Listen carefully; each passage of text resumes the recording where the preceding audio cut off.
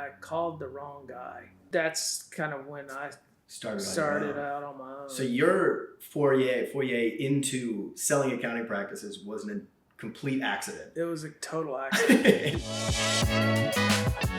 I'm Brannon Poe, and this is the Accountant's Flight Plan podcast, where you can enjoy engaging conversations about mergers and acquisitions and accounting practice management. Listen in on strategies to build a more fun and valuable accounting firm. Welcome to the 100th episode of the Accountant's Flight Plan podcast. Today, we're changing things up a little bit. I will be interviewing your host, Brannon Poe, and we'll be asking him some questions. We'll put you behind the questions today. How you feeling? I'm feeling good, and just to be clear, I have not seen any of the questions. None of the questions. This is all somewhat impromptu. Exactly. We're keeping him on his toes. We like to do it that way. Yes. Cool. Well, Brannon, you have been doing mergers and acquisitions of accounting firms for over 20 years now. How did you get into it in the first place? Well, I got into it by accident. I went to a CPE event with a buddy of mine in Columbia, and he had bought a CPA practice. And I was working at the time as a controller, and I had left public practice, and I was kind of not sure what I wanted to do. I had 3 little kids. I knew that this controller thing was probably not really what I wanted to do long term. And my buddy says, I called this guy, and all he does is he sells CPA firms. You should call him. Maybe you can find a practice for sale in Charleston. So I got home the next day, and I forgot the guy's name that he told me. And so rather than call him and ask him, I just went online, and I called the wrong guy. And I called Howard Holmes, who was getting a startup going. He had been only going on for a couple of years, and he said, "Yeah, I don't have anything for sale in Charleston. You want to sell CPA firms?" I'm like, "Well, maybe." And I asked him a bunch of questions, and I couldn't really shoot any holes in what he had to say, and so I got on a plane and flew down to see him, and he signed me up that day, and I started selling CPA firms. Howard later sold his company, and that's kind of when I started out on my own. So your foray into selling accounting practices wasn't a complete accident. It was a total accident. and you've been doing it for over 20 years now. Yeah. What's kept it engaging and exciting for you? Kind of what's kept you in it for so long? Well, I think every deal is different. Mm-hmm. And so I'm a person that really likes to learn new things and meet new people. Yeah. And this is perfect for that because, and two, I did sales work earlier in my career. I was a part owner in a plumbing distribution company. And the whole reason I went into that business and left public practice was because the owner was willing to let me experiment with sales work. Mm-hmm. And so I was calling on contractors and plumbers and some people who were pretty tough to call on. Yeah. And I loved it. I loved the sales work. I just loved it. And so this was a way to blend my skill set because I started my career at Ernst & Young, and so I had this accounting background and knowledge, and but I loved sales work, so this kind of married the two. Yeah. And I've just enjoyed it. I like the variety. We're transactional. Mm-hmm. Typically, we only get a client once, which is good and bad because we kind of get attached to people. Yeah. And we, it's funny when the deal closes. It's pretty easy to lose contact, but I just think there's a lot of variety. There's a lot of challenge. It's very challenging work.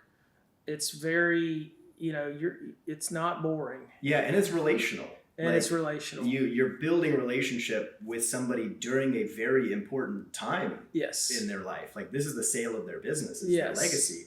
How have you navigated fostering a respect and a transition, like a smooth transition to a buyer when it is such a emotional and big moment for a seller? Yeah, we've developed a lot of processes to kind of take some of that emotional component out. Yeah. And I think there's speaking specifically on transition, I think there's a lot of information out in the world that's sort of not really accurate, or it doesn't tie in with our experience of transition, if you will. And so we developed a whole transition coaching segment that is part of our service, and we help them go through. So, okay, how do you transfer client relationships? How do you transfer staff relationships? How does that actually work?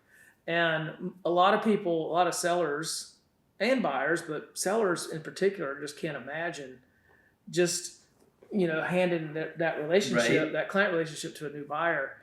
And so there's a lot of counterintuitive. What actually works in the field and how we've experienced it is not intuitive. Yeah. And what are some examples of that? Inside? You would intuitively think, well, the longer the seller stayed involved in the practice, the better it is for the clients. Yeah. And the better it is for the staff.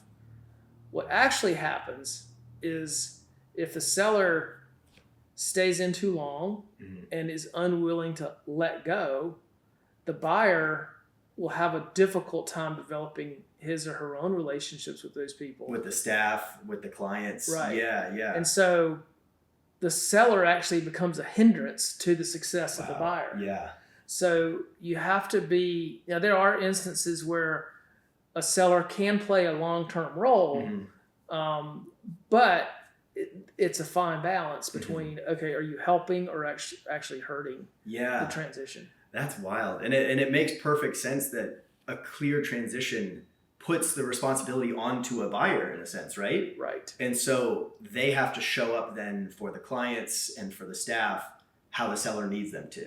Yeah. Well, I mean, and how they need to. Or how they need to, right? Because everybody has their own relationship. I can't take a relationship and go, this is your relationship now. Yeah. You've got to build that relationship with that client in your own way, with your own personality and style. Yeah. And nobody's going to do it exactly the same way. That makes perfect sense. Yeah. And also is incredibly counterintuitive. Yeah. It makes me think, you told me some stories about some of the first deals that you ever did. Can we flash back to the beginning of Brannon Poe's career? I remember my first sales call. Yeah. Oh, yeah. I met this guy, and he didn't want to meet in his office, which is understandable. We met at a Chick-fil-A of his choosing. And I just listened to him, and next thing I know, I walk out of there with a listing agreement, and I'm off to the races, and I've got my very first, listing, and that was exciting. And what was interesting about that deal is it ended up being a merger, and it's one of the few mergers that's actually been successful. So I think there was some beginner's luck involved there. Yeah. Not only in getting the listing, but just in how that all worked out. Yeah. And I was able to get a lot of listings right out of the gate. I think, my heavy experience as a CPA was very helpful. Yes. And, not only did I have audit experience at E&Y, but I had tax experience at Elliott Davis, which is kind of a large regional firm here in the Southeast. And, it just was a natural thing, and it just worked. That makes sense. Right out of the gate. Yeah. That's a beginner's luck. Luck plays a big part in a lot of careers out there. Luck, you cannot underestimate the power of luck. And although the harder you work, the more luck you'll have.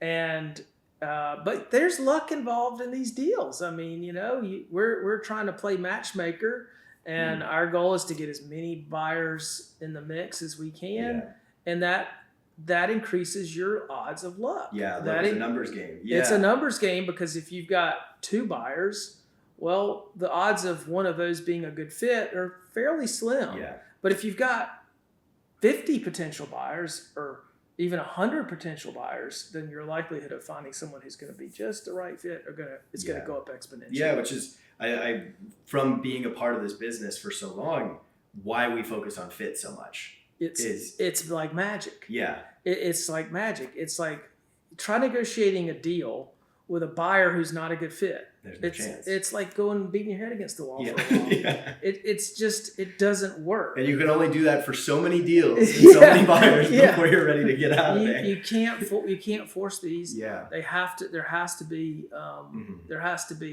a lot of things have to line up, right? Yeah. The experience has to line up, the temperament has to line up, the management philosophies need to line up fairly well. And the buyer has to, I think one of the things the buyer can really bring to the table is a successful vision for the practice. Yeah. If that buyer has a successful vision and they're confident in that vision, and then the seller is also confident, they can see it working. If both of them see it working well, you probably got a good fit. Is that because the vision, the team can buy into it smoothly? How does the vision affect the longevity of a new buyer? Well, I'm a big believer in vision anyway. I think vision really does have a powerful impact on your success, because vision is about mindsets, it's about growth, it's about culture. Yeah. It steers the whole business. And so if someone comes in to that role as the leader of that firm, the buyer, and they've got a powerful vision that people can buy into that vision, then you take off. It takes off. And tell me about the opposite of that. What can happen if a buyer doesn't have a clear vision? Well, the practice might just kind of stumble along and stagnate. CPA firms, the nice thing about CPA firms is they're recurring revenue. There's clearly high demand, especially right now, for services. So it's kind of hard to destroy a firm if you buy one. Now you can run your staff off, and that could cause significant problems. But you can kind of stagnate and carry on. But most of our buyers, I will say, are pretty entrepreneurial, visionary type of CPAs. The people who want to buy a firm and they're willing to take that sort of risk, it's usually because they believe in their vision and they believe in themselves. And so that's what you want. You want someone who's got that fire in their stomach, And I always say, if a buyer comes in and just wants to have a little partnership interest, that's probably not a real highly driven person, And so we've experimented with selling minority interest of a practice before, and it just doesn't work. Those buyers, the buyers who want to own a business, want to control the business. And they want to be able to steer the ship. They want to steer the ship. Take it to places it's never been, or where they would like to go. Exactly. Yeah, that makes sense. Yeah. I'm curious, flashing back to those early days and those first couple deals, what's some advice you would have given younger Brannon? I guess to take the emotion out of the deal the best you can, because even as a intermediary, you put your whole self into getting these deals. Like, you put a lot of time and energy, you put yourself into it. And when I first started, of course I was 33 when I started selling CPA firms, and I was different. My temperament was different then, but I would kind of get worked up. And if deals didn't go well or if they fell apart, it would take a toll on me. And it still doesn't feel good when something collapses. But now, now you see it coming a lot fast. I know if a deal comes together, and sometimes they're just like, oh, this is solid. I don't see any potential obstacles in getting this deal closed or being successful. And then there are other ones where you've already surfaced the obstacles. And when I first started, I didn't see those obstacles very clearly, and I didn't see them as quickly as I do now. And so I would be blindsided. I would get, very close to the closing table, thinking everything was going to go fine, and then something would come up. Yep. And that was rough. And could those have been spotted sooner? They could, and actually, when I was a few years in, I actually wanted to figure out how can I spot these things sooner. Exactly. Like that was what the are question. Some telltales that show up? That was the question I had. Is like, how can I learn to spot the holes in these deals sooner? And I actually sought out some training, and I went up to Boston and did like a 3-day workshop on learning consultative skills and learning how to really pull all the things out to bubble up out from underneath the ground. You've talked about questions being the driving force of our business and how we offer a quality service. You've got to get all the issues out so that you can deal with them. Yep. Because they're not going to go away. No, they'll sit under there. And they'll fester. Yeah. So it's better, because the thing that kills deals is surprises, like downside surprises. Mm-hmm. If a buyer discovers something that was hidden or that should have been disclosed and wasn't, or should have been explained and wasn't, it can make them uncertain about. It's like, okay, I found this. What else is hiding? What else is there? And so one of our roles is to get those pull all of those up from underneath the surface. And sometimes we pull them up and we tell the seller, like, hey, I think this is a big issue. Maybe you need to work on this and then come back to the market later, because maybe you need to prep your firm and get this issue solved, because right now this is going to give buyers a lot of uncertainty and risk. Yeah. And selling a practice takes time, and it requires a longevity of planning beforehand. I mean, we talk to firm owners 3, 5, 10 years before they're ready to sell. Yeah. And so, I mean, I've heard you talk about several conversations in which somebody comes to you ready to sell, and you're like, you ask them a couple questions, you go, you're not ready to sell. Yeah. We I think we're good at understanding when they're ready and when they're not. Yeah. And we love it when people come before they're ready. Call us 5 years before you want to sell. Yeah.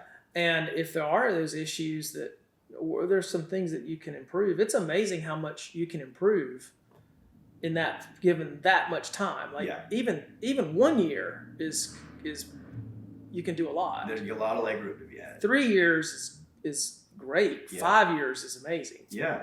So plan ahead. Absolutely. Yeah. Yeah. We always use the analogy of like, don't straighten up your home before it's on the market ready to sell. Straighten it up so you can enjoy it now. Right. Exactly. So if you start wanting, let's say you want to exit in 5 years, and you start doing some major improvement, you might actually find, hey, I can go in a few more years. I actually enjoy the practice. I enjoy the profitability and the freedom. And because owning a CPA practice can be, it doesn't have to be that hard. A lot of people make it harder than it is. But there are some that have been extremely successful. And I think we have done a good job of learning what those best practices are. Yeah. And we can relay those to people who are trying to optimize their practice. Yeah. And it makes me want to do a little segue into Accounting Practice Academy. Well, why not, right? Well, go ahead and tell us a little bit about like that experience, and let's get down to the why you wanted to create Accounting Practice Academy. So Academy, we launched. It's a workshop on practice management strategy. We launched it in 2020, and I've always been a big believer in coaching. Just like I mentioned, like I was asking questions about like, okay, how can I see these obstacles sooner? How can I, manage those once they're discovered? And so these questions prompted me to look for training. And so I've always been a big believer in coaching and training. And I've actually been a member of a coaching program called Strategic Coach since 2009. And still a member. And then I also helped start a chapter here in Charleston of EO, Entrepreneurs Organization. which is, kind of the whole mastermind concept. And, if you're not familiar with the mastermind concept, go Google it. It's powerful. If you get 6 to 8 experienced people around a table, business owners who are seasoned, you are going to have so much experience around that room. You encounter a problem, someone else has probably already seen it. They've already seen it. They might have failed at their approach to it. Mm-hmm. And you can learn from that, or they might have figured out how to solve it easily. And you're just picking up so much information in that group. So I wanted to bring best practices that I've learned from sellers, along with that mastermind concept where you have a group component, and I wanted to make it succinct and implementable, because I've seen so many programs that it doesn't feel like you can actually do it, act on it. It just seems too complicated and just super complex, or it's some kind of paint by numbers thing. Yep. It just doesn't allow enough flexibility for what your potential, what your problems are, or what you're facing. Needs. Yeah. Yeah. And so, so that was my goal. Have it kind of group, have a coaching component, best practices that we've learned from selling firms, all into one, but really succinct, so it's actionable. Yeah. And you were there when we were starting to create this program. Yeah. Ian filmed it, by the way. Yes. And so we really had the challenge to not only have it work, but have it succinct, so people could just get what they need and act. I remember at the very beginning of working on this project with you, you had it's hung up in your office now. It's a long piece of butcher paper that you kind of brainstormed like a madman out with sticky notes, the layout of the workshop, and you kept talking about it needing to be succinct, and how the number one constraint of firm owners now is time. And so we cannot have this be a lengthy, watch an hour-long video for one gold nugget. We have to get right to the point, straight to the meat. Right. And so I tried to bring that into the editing process and the script writing process too. Yeah. Oh yeah, we went through so many script edits, and we had to chop it down. We kept reducing. And brought in coaches, even just in that, just to say, how do we make this more succinct? How do we get right to the point? So that way they're getting the maximum value as quick as possible. Exactly. And we thought about like how we, what order everything needed to be laid out in. We thought about, one of the biggest bits of advice that I got was from Rick Payne, who, I don't know if people remember, but there was this group that rolled around in the 1990s called the Accountants Boot Camp. And it was a group out of Australia. And I actually got to know Rick Payne really well. And he and Paul Dunn are the founders of that company. And they did a great job of creating this program, but it was very complicated and it was very lengthy. And he gave me the term FTI. And that means failure to implement. And he goes, I actually flew out to Reno, Nevada and spent a whole day with Rick after he had sold this company, and he's retired now. But he said that was our biggest problem with accountants, with the boot camp, was FTI, failure to implement. People go through the program, not do it. And they hit an FTI, whatever it is, whether it's time or they just didn't implement. They spend money on the program, they go through it, they put the time in, didn't implement. So a big question I had the whole time we were creating Academy was, okay, how do we avoid FTI? How do we get people to make actionable, to start implementing? And we did it. We did it. I mean, and we didn't know if we had done it or not, right? Like the first year we went through, and we're like, okay, they're liking the material. Will they implement? And boy, have they. I think, and you can correct me, but I think one of the big key factors was a discussion you, Bailey, and I had in which we swapped modules 1 and 2. We had at first goal setting as module 1. and the second was a client list analysis, so really data driven. Yeah. And we said, I think you said, what if we put that first? Yeah. What if they saw their firm from a like total 180 perspective? Yeah. A shift that we in the mergers and acquisitions get to see all the time, but they might not have looked at their firm. Yeah. It's shocking when they see it. When they do that first exercise, they're shocked. Yeah. And then we kind of come in with some answers. Exactly. It's like, oh, there's potential. Yeah. Once you zoom out, you see, oh, there's things I can tweak. Right. Like we all know that they're there. Yeah. Even just in our own lives, we know that they're there. It just takes a new perspective. Right. Yeah. Right. Yeah, that's cool. Yeah. That's cool. So that's Accounting Practice Academy. Check it out. Yeah. Hey, listener, are you thinking about selling your accounting practice? In our latest book, Prepare Your CPA Firm for a Sale, we dive into all the questions, from knowing when to sell to finding the right buyer and how to set yourself up for a smooth exit. Download a free copy today at pogroupadvisors.com/prepare. I'd love to change gears a little bit and talk about something that's a little bit newer and fresher in the industry. We're seeing a lot of action from private equity. Can you talk? We're kind of at the intersection of the accounting industry and private equity right now because they're looking to buy. Can you talk just at large about that and then your experience with it so far? Well, it's interesting because I think Accounting Practice Academy and private equity, or PE for short, are somewhat. I see a little bit of a reason. There's some light bulbs that go off when I put those two things together. I think a lot of accountants are really good accountants. They're good with compliance work. They're caring. They really care about their clients, and they have great client relationships. And so that's where the accountants, a lot of them are shine. But sometimes they are so caring and so thoughtful that they don't build great businesses for themselves. And I think a lot of them have gotten into a situation where they're working really hard, but they're not making the sort of return that they should. And look, the whole profession has experienced this.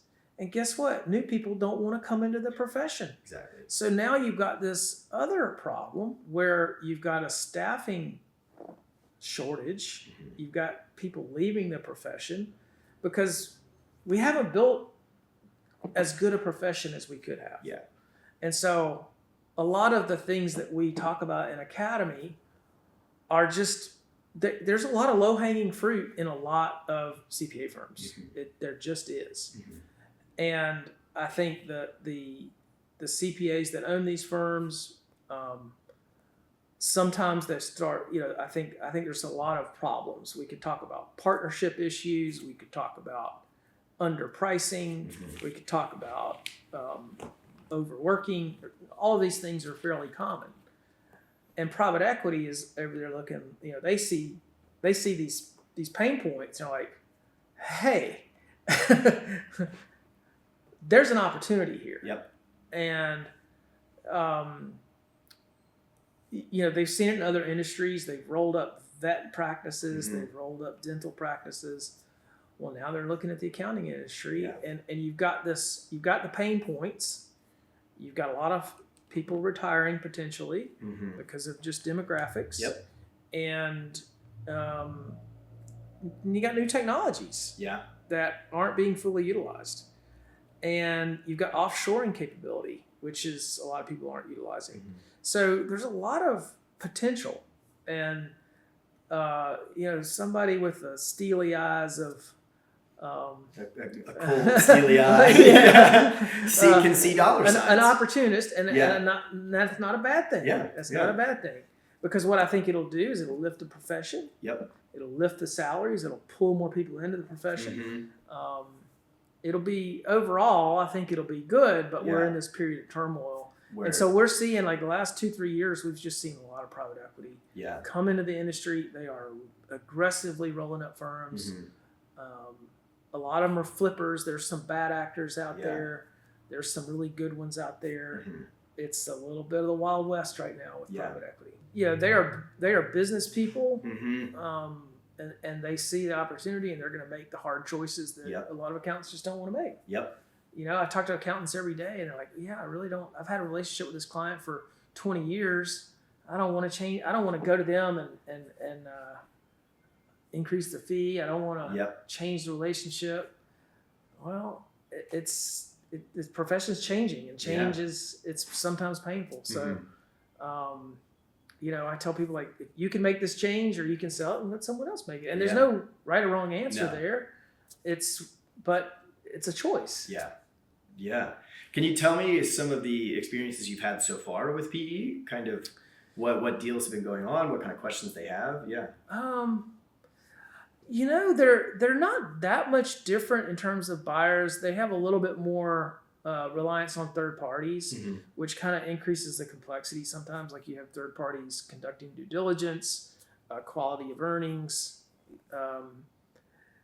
Some of the PE firms, when we first started seeing them come in, they didn't know what they were doing. And we could tell. Like, you're not even asking the right questions. No.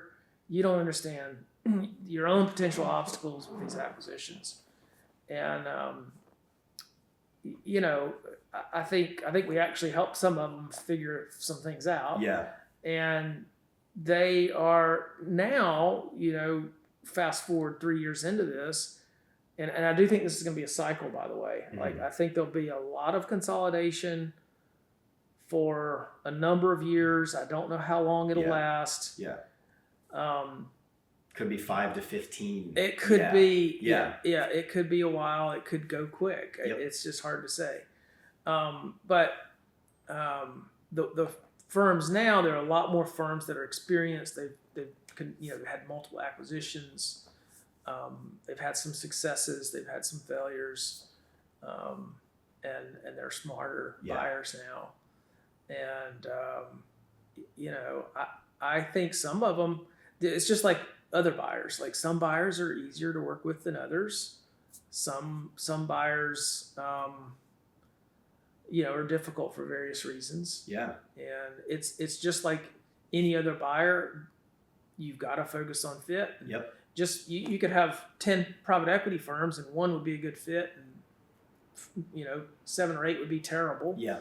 And then 1 or 2 might be okay. It's just like any other buyer. It's just like any other buyer. Yeah, that makes sense. Are there any, let's say you're a seller having a conversation with a buyer, what are some key questions, private equity or not, that you would want to ask, that you would recommend a seller ask? Well, we've got this whole guide on our website that's available as a download to evaluating buyers. And it's a great guide because it helps prompt questions that you might have. For me, as I mentioned earlier, vision is really important. I think that's where I always start. But that's how my brain works. It's not how everyone's works. But I think vision it's the big picture, And anytime you're kind of entering into a new situation, be it on the buy side or the sell side, one thing accountants some do is they tend to start from the bottom up, down in the weeds, and they're looking up. Oh. And I think the really better way to do it is look from the top down. From the top down.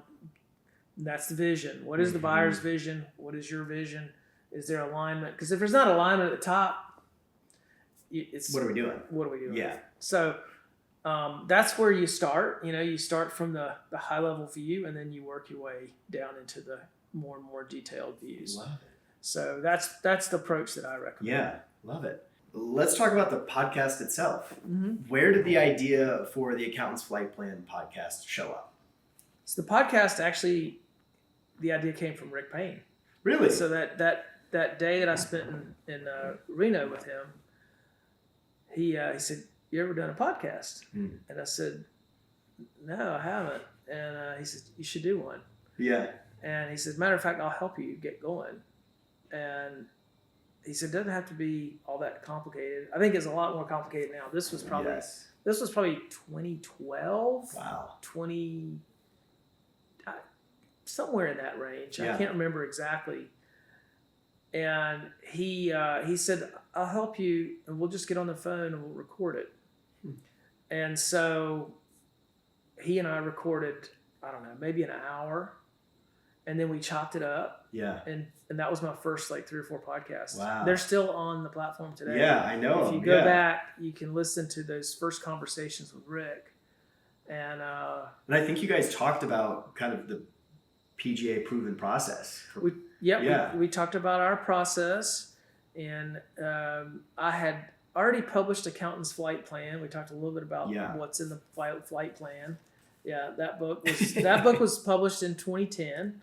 It was picked up by the ASCPA. It was also picked up by CPA Canada. Mm-hmm.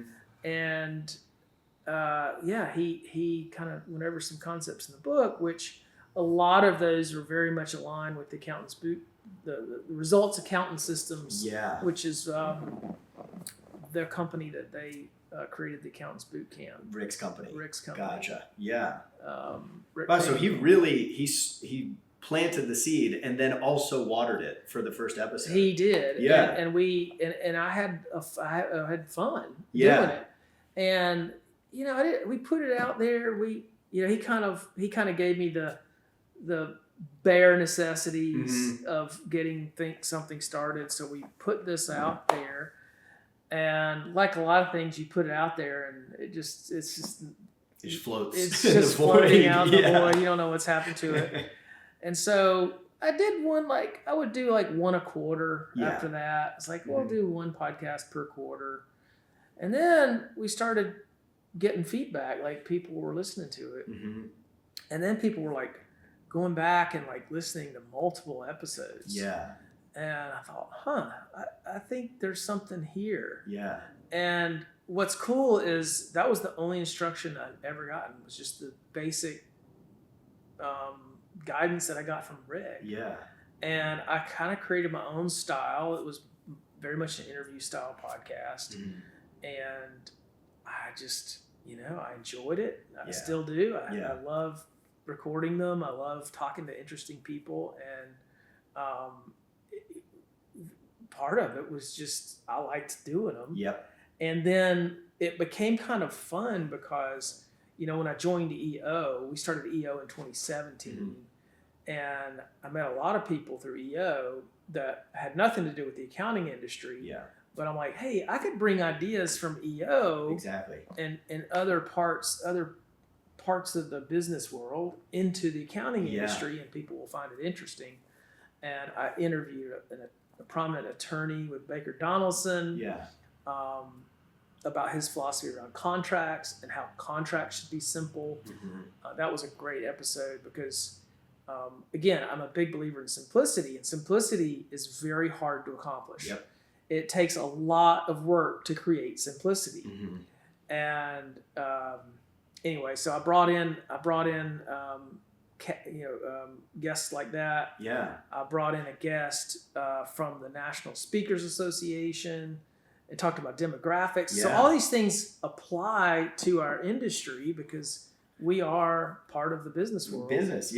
And so, not only do we pull in experts in the industry, but we try to go outside. Mm-hmm. Well, and you're creating the same mastermind concept that you wanted for Accounting Practice Academy. Yeah. But it's virtual and can be spread far and wide. Yeah. Yeah, that's cool. I think about our company values at Poe Group Advisors, and one of them, and I think it's probably my favorite, is generous to the accounting profession. Mm-hmm. And I like to think of this podcast as one way that you really get to have fun doing what it is you enjoy that also provides value to others. Yeah. Yeah. I just love exploring new ideas, and so it's a little bit of that shiny object thing. Yes. But it's how I can bring that to this industry. Mm-hmm. Yeah. Yeah. Have there been any guests that have really, you just listed 2 actually that really stood out.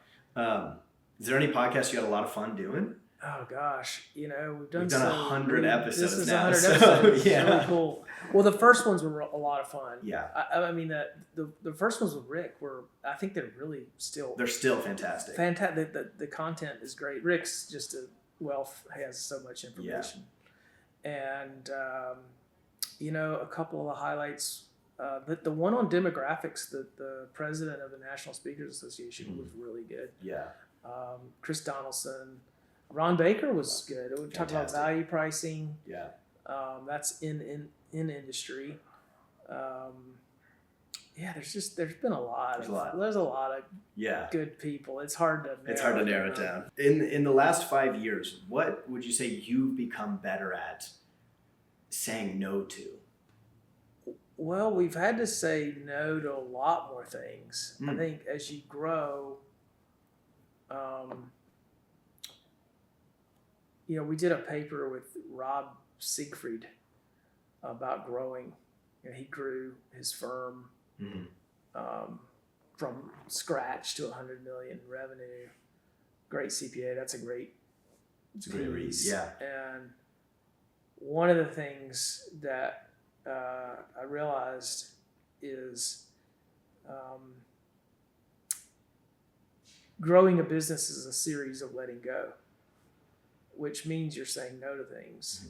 And one of the things that I have removed myself from is the actual brokering. So I'm not actually, we've got a team that handles that now, and I still do a lot of sales work, but the actual brokering is handled by the team, and I oversee it from a high level. But that was hard. That was a hard transition to make, and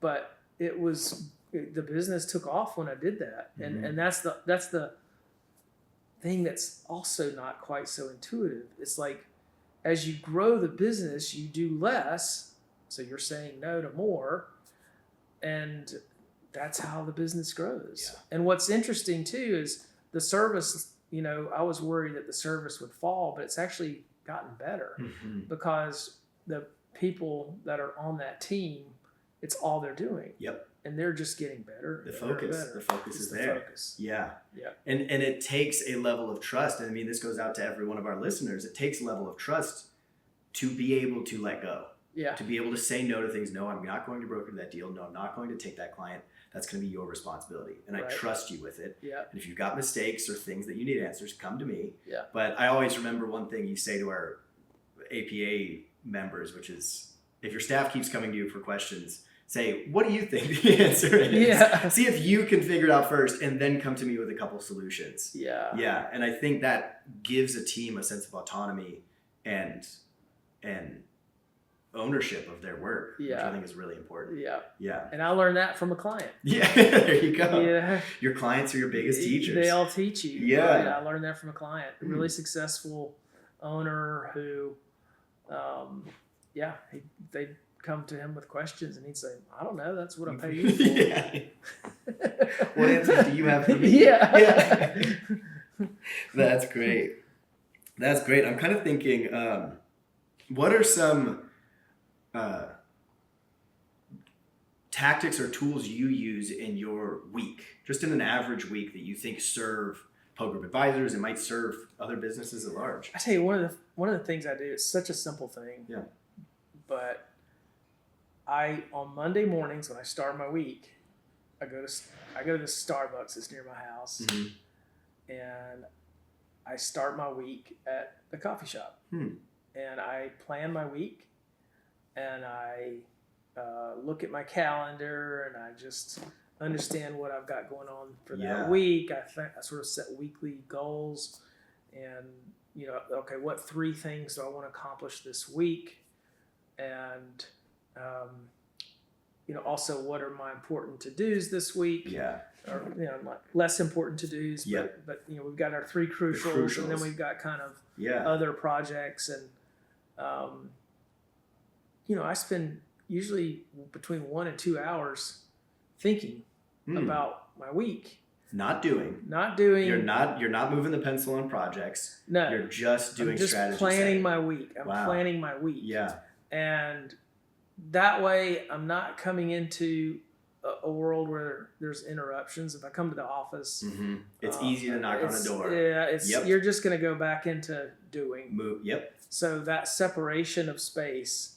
And if you work from home, go out, leave. Like, leave. Your environment is really impactful. It really impacts what kind of work you do. That's cool. Yeah. That's great. Yeah, I love that. When you start to get overwhelmed or lose focus, what's something you do that helps you get back in? Write a to-do list. Write a to-do list. Because it's going around in your head if you're overwhelmed. Yeah. And you just need to put it down on paper. Get it out. Yep. This does not hold the answers if it's only looking for problems. Yeah, because you'll just keep circling the same. Overwhelm is a looping, I think. Yeah, I think you're right. And so if you can get it on paper and then prioritize, then you can put it in perspective. Love it. Yeah. Love it. And what's one piece, let's say you could embody the accounting profession in somebody in front of you and you could shake them by the shoulders and tell them to do one thing.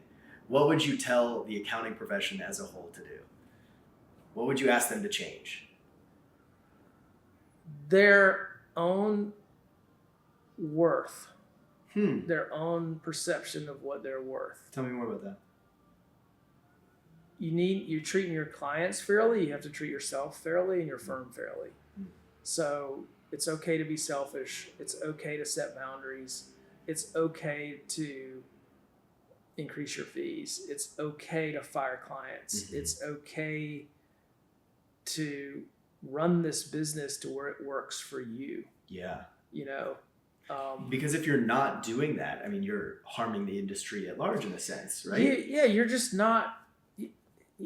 You're not being fair to your family. You're not being fair to your employees. You're not being fair to your clients. Yeah. If you're stretching yourself too thinly, I think a lot of CPAs stretch themselves way too thinly. Yeah. And it's because they're bleeding hearts. It's because they care so much. It's because they care. Yeah. And I mean, there are some really successful firm owners out there that don't do this. Yeah. But they're kind of in the minority. Yeah. And it's like, we love that you care so much. Yeah. But we also want you to not suffer so much. Yeah. And, it's not that hard. I think the thing is it's, again, you're not stepping back enough and looking at your business objectively from afar. You're just caught in the day-to-day. You're stuck to the treadmill. Yeah. And for some reason you feel guilty to get off the treadmill. Yeah. And I mean, we see it all the time. It's like, lose the guilt, make some decisions, fix it, and you'll be happier. Love it. Yeah. Love it. All right. Well, let's wrap up with a couple rapid fire questions. I know at the end of your podcast, you always hit them with some rapid fire questions. What is a fantastic business or personal, maybe one of each, book that you've read recently that's really helped your practice? The 5 Dysfunctions of a Team. Great business book. It's been a while since I've read that, but if you haven't read that one, that's a must. Fantastic book. Yeah. And personal, I really enjoy biographies. So anything by Walter Isaacson. I've just read all his biographies. What are some notable people he's written about? He's written about Einstein, Steve Jobs, Benjamin Franklin, Elon Musk, Leonardo da Vinci. Any biography. I just like his biographies. To get a deep dive into the minds of those creators is that's cool. Favorite place to go on vacation? St. Lucia. St. Lucia. Why St. Lucia? I mean, it seems pretty obvious. St. Lucia is like, I've never been to Hawaii, but everyone says it's like the Hawaii of the Caribbean. And so we live here on the East Coast, so it's easy to get to. I've been to St. Lucia. It's very mountainous and very lush. And it's great. It's one of the best places we've ever gone. One of your favorite restaurants to go to here in Charleston, and one of your favorite restaurants outside of Charleston? Oh, here in Charleston, there's a lot of good ones. Yeah. One of my favorites is Indaco, which is an Italian restaurant. Another one is right here, close to our office, is One Broad, the French restaurant. I just call it One Broad. Yeah. I think it's called La Brasse or something like that.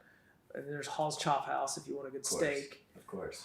Outside of Charleston, I would say one of the coolest restaurants I've ever been to was Naboo in Malibu. The food was not that great, but just the atmosphere and the experience of it and the people watching was pretty incredible. That's great. Yeah. That's great. I love it.